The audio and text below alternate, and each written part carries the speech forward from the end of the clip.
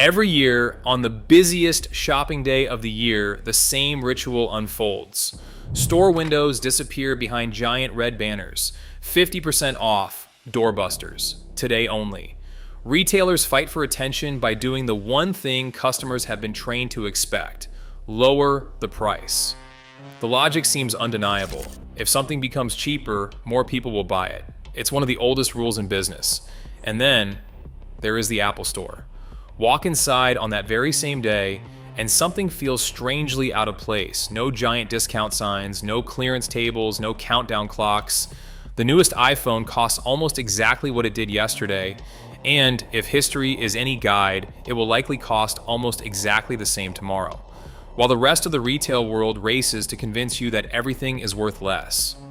Apple quietly behaves as if nothing is happening. At first, this seems irrational. Discounting is one of the most effective tools ever created for increasing sales. Entire industries depend on it. So why would one of the most successful companies in modern history deliberately refuse to play that game? The obvious answer is that Apple can afford to. But that answer is wrong, because Apple didn't become successful and then stop discounting. It stopped competing on price long before it became one of the world's most valuable companies.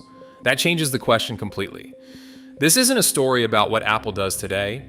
It's a story about why that strategy worked in the first place. The answer isn't arrogance, it isn't luck, and it certainly isn't magic. It's a carefully engineered system built over decades, one that combines psychology, trust, product design, retail experience, and customer behavior into something remarkably difficult to copy. Because the companies that build the strongest brands don't simply convince customers to pay more. They convince customers that comparing prices is no longer the most important question. This is the first case file in our investigation into the invisible systems that quietly shape the decisions we make every day. And to understand how Apple built one of the most powerful pricing strategies in history, we first have to clear up a myth. Most people believe Apple simply never discounts. That is not quite true. Apple does offer ways to pay less. There is special pricing for students and teachers. There are certified, refurbished products sold at a lower cost. There are trade-in programs that knock money off a new device. There is financing, the occasional gift card promotion, and deals through phone carriers and other retailers. So Apple is not allergic to the idea of saving customers money. But notice what is missing. Apple almost never takes its newest flagship products and publicly cuts their price to move more units.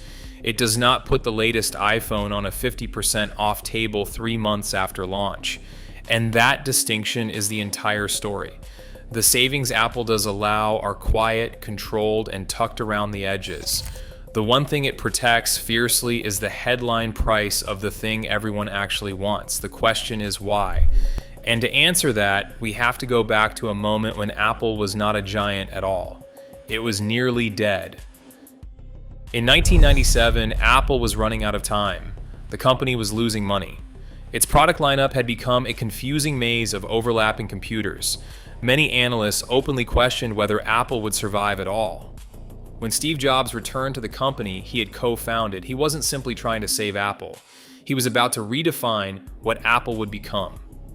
Standing in front of him were two very different paths. One was familiar: compete on price, build cheaper computers, cut margins, fight the growing PC industry one discount at a time. The other path was far more dangerous. Instead of becoming cheaper, become more desirable. Steve Jobs chose the harder path. And that single decision quietly became one of the most important business decisions of the modern era. Instead of asking, how do we sell more computers, Apple began asking, how do we build products people genuinely want? That subtle shift changed everything. The first thing Jobs did was simplify. Entire product lines disappeared. Apple stopped trying to build something for everyone. Instead, it focused on building a small number of products that it believed could be genuinely exceptional. The philosophy sounded simple: build fewer products, make them dramatically better. Charge a premium, deliver an experience. Competitors would struggle to replicate. But this wasn't simply an operational decision, it was a philosophical one. Customers were no longer choosing between dozens of Apple computers. They were deciding whether they believed in Apple's vision. That vision took physical form in 1998 with the original iMac. At a time when most personal computers looked almost interchangeable, beige boxes designed to disappear beneath a desk, the iMac looked playful, colorful, and unmistakably different. Competitors advertised processor speeds, Apple advertised creativity, competitors talked about specifications, Apple talked about experience. And something remarkable happened. Customers willingly paid more for a computer that wasn't trying to win the specification war. Price was quietly losing its position as the deciding factor. Identity was taking its place. Then came another decision that many experts dismissed as a costly mistake. In 2001, Apple opened its own retail stores. At the time, this made very little sense. Successful computer companies sold through retailers. Apple chose to build expensive flagship stores instead. Critics questioned the decision. But Apple wasn't building stores simply to sell products. It was building environments that made those products feel more valuable. Everything inside the store reinforced the same message: space, light, simplicity, calm.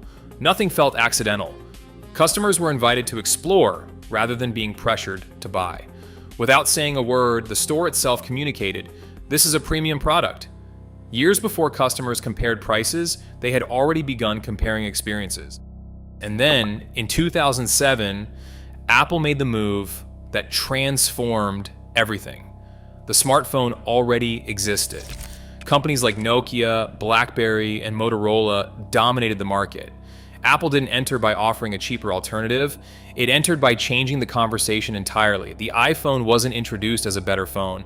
It was introduced as a completely new way of interacting with technology.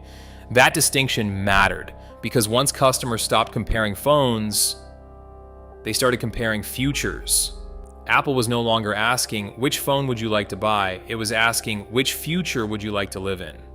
And when customers begin buying a vision instead of a specification, price naturally becomes less important. Looking back, every one of these decisions appears connected. The simplified product lineup, the iMac, the Apple Store, the iPhone. Individually, they looked like product decisions. Together, they were building something much more powerful. They were teaching customers how to perceive value. And that may have been Apple's greatest innovation long before the ecosystem was ever complete. None of this was accidental. But it does lead to a deeper question, one that goes beyond Apple entirely. If a company can convince you that a product is worth more, how does that actually work? Why does the human mind decide that one thing is worth paying more for than another? For that, we have to look not at Apple, but at the strange machinery of your own brain. Most of us like to believe we make rational decisions. We compare specifications, we weigh features, we check prices, then we choose the option that makes the most sense.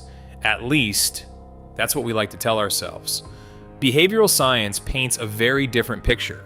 The human brain is constantly making thousands of decisions every day.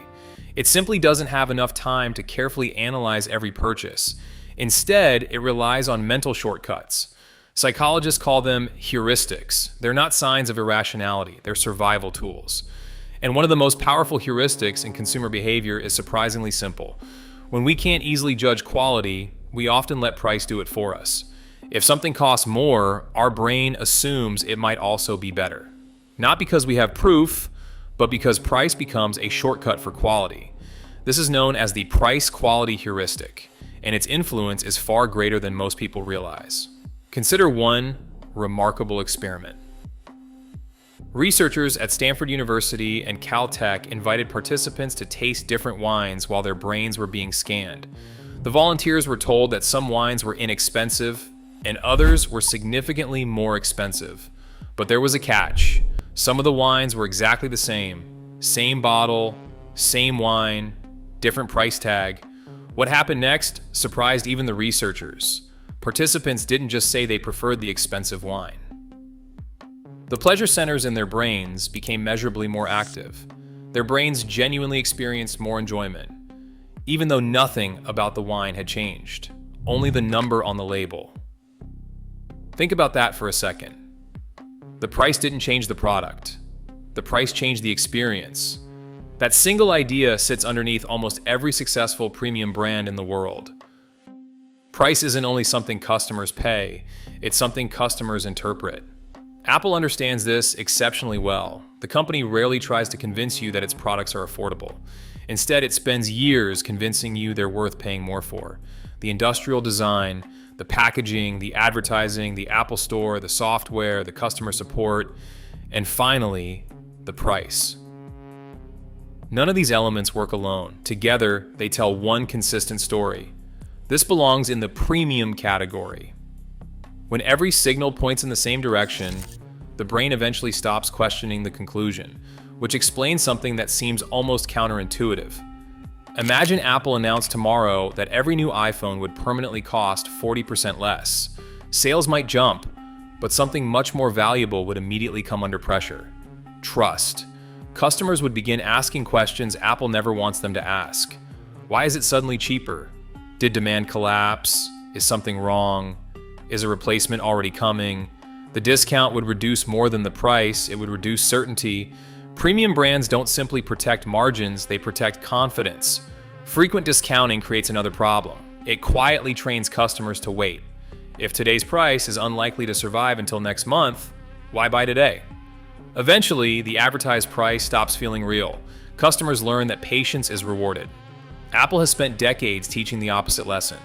If you want the product, there is very little advantage in waiting. That consistency protects both revenue and reputation. But there is one final psychological layer, perhaps the most important one of all. We rarely buy products for practical reasons alone. We also buy stories. The phone we place on a table, the laptop we open during a meeting, the watch we wear. Each one quietly communicates something about who we are or who we hope to become. Apple has always understood that identity is more valuable than specifications. Its advertising rarely begins with processors or battery life. It begins with creativity, curiosity, productivity, self-expression. The product becomes part of the customer's own story, and once identity enters the equation, price slowly leaves it. That is why one of the biggest misunderstandings in business is believing that higher prices create higher value. More often, the opposite is true. Perceived value is what allows premium prices to exist in the first place. Long before customers ever see the number on an Apple price tag, they have already experienced hundreds of signals explaining why that number feels justified. But even psychology doesn't fully explain Apple's success, because perception alone cannot keep hundreds of millions of customers loyal for years. For that, we have to look at something even more powerful than the product itself. We have to look at the ecosystem. What truly separates Apple from a company that simply makes great products is this. Apple doesn't just sell devices, it builds relationships. The iPhone is not the destination, it's the invitation. The moment you buy your first Apple product, you are no longer purchasing a single piece of technology. You are stepping into a system. At first, the connections seem almost insignificant. Your Mac unlocks automatically when your Apple Watch is nearby. Your AirPods switch effortlessly between your iPhone and your laptop. Your photos appear everywhere without you thinking about them. Messages continue across devices. Passwords follow you. Files seem to exist wherever you need them. None of these conveniences feels revolutionary on its own. But together, they quietly change the way you live with technology.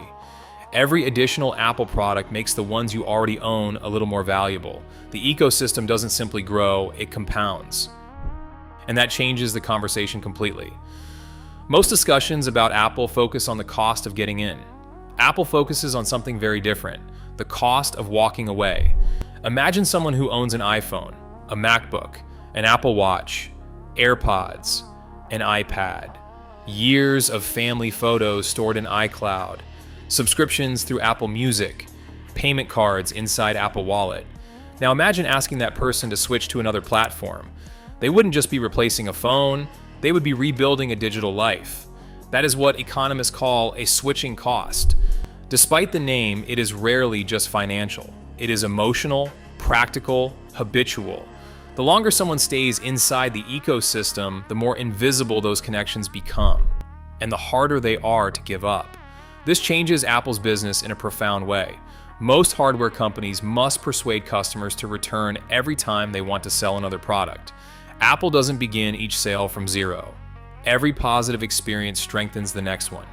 Each satisfied customer becomes more valuable over time, not simply because they buy another device, but because they are more likely to remain inside the ecosystem for years. In business, this is known as customer lifetime value. But behind the corporate terminology lies a simple idea. A relationship built over 10 years is worth far more than a single successful transaction. That is why Apple protects trust so carefully. A discount might improve this quarter's sales. Trust can improve the next decade. This also explains why Apple's services business has become so important. The iPhone is no longer the finish line, it is the starting point. Music, cloud storage, streaming, apps, AppleCare, payments. Each service quietly extends the relationship long after the hardware has been purchased. The product introduces the customer, the ecosystem keeps the conversation going, and the larger that ecosystem becomes, the stronger it grows. Developers build for it. Accessory makers design around it. Families begin sharing it. Friends recommend it. Every new customer increases the value of being a customer. It becomes a self-reinforcing system that grows stronger with scale, which leads to an obvious question. If Apple's ecosystem creates such an extraordinary competitive advantage, why hasn't everyone else simply built the same thing? Which brings us to the final mystery. If Apple's system is so powerful, why hasn't everyone copied it? Many companies have tried. They've copied the minimalist design. They've copied the stores, they've copied the advertising, some have even copied the prices. Yet most of them never achieve the same result, because premium pricing is never where the story begins, it's where the story ends.